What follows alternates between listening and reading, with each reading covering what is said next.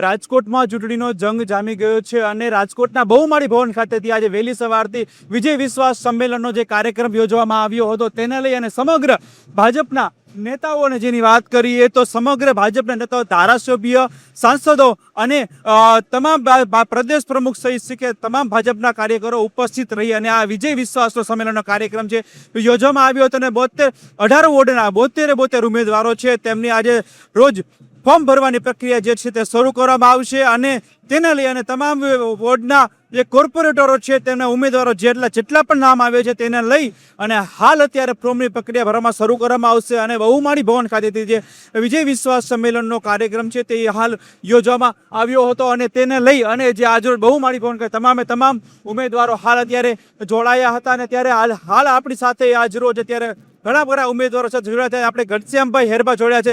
ઘનશ્યામભાઈ, ઉમેદવારીમાં તમારું નામ આવ્યું છે, શું કહેશો? ખાસ તો ઉમેદવારીમાં ભારતીય જનતા પાર્ટીએ અમારી પસંદગી કરી છે.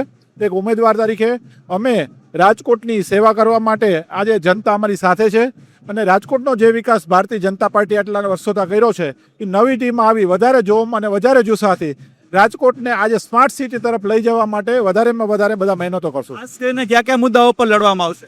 ખાસ કરીને અત્યારે તો હવે નવી સુવિધાઓ, કોઈ લડવાની વાત નથી, ડેવલપમેન્ટ જ કરવાનું છે, લડવાની કોઈ જરૂરિયાત નથી. લાઇટ, ગટર, પાણી, રોડ, રસ્તા બધી જ સુવિધા પાર્ટીએ આપેલી છે. રાજકોટ મહાનગરપાલિકા એકદમ વિકસિત છે.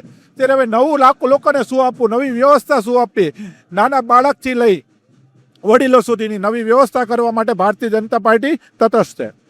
ચોક્કસથી જે વિજયને લઈ અને જે તમામ ઉમેદવારોનો જે છે ઉત્સાહ જોવા મળ્યો છે ચૂંટણીની લડત માટે, કોર્પોરેટર માટે તમામ જે ઉમેદવારો છે તેને લઈને અને વિકાસના કાર્યોને લઈને ખૂબ જ સારામાં સારી રીતે ચૂંટણી લડે અને તેને લઈ અને હાલ અત્યારે ભાજપની અંદર જે અત્યારે તમામ ઉમેદવારોના હાલ અત્યારે નામ જાહેર કરી અને ઢોલ નગારા સાથે અને ફટાકડા ફોડી અને જે વિજય ઘોષ કરવામાં આવી રહ્યો છે તેને લઈ અને તમામ ઉમેદવારો સાથે અત્યારે આપણે વાતચીત કરીશું અને તેને લઈ અને ક્યાંક ને ક્યાંક ઉમેદવારોમાં ખૂબ ઉત્સાહ જોવા મળ્યો છે. ખાસ તો સરકારી વકીલોને પણ ફોર્મ ભરવામાં આવ્યું છે. શું કહેશો? ખાસ તો તમારું ઉમેદવાર તરીકે નામ જાહેર થયું છે.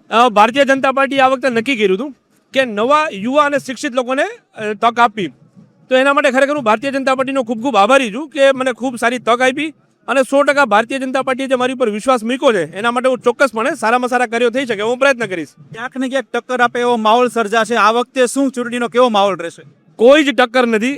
એકમાત્ર ચારે બાજુ એક જ કમળ છે. કમળ સિવાય બીજું કંઈ જ નથી. કોઈ જ ટક્કર નથી. ચોક્કસથી તમામ ઉમેદવારોની અંદર એક જ માહોલ છે, કમળ અને બહુમતીથી જીતથી લડી શકે એવા જ એક ઉદ્દેશ્ય સાથે, એવા જ એક આશા સાથે તમામ ભાજપના ઉમેદવારોને અત્યારે ઉમંગ અને ઉત્સાહ જોવા મળી રહ્યો છે. કેમેરામેન જીતુ વાડિયા સાથે જિગ્નેશ વોકર, અબતક ચેનલ, રાજકોટ.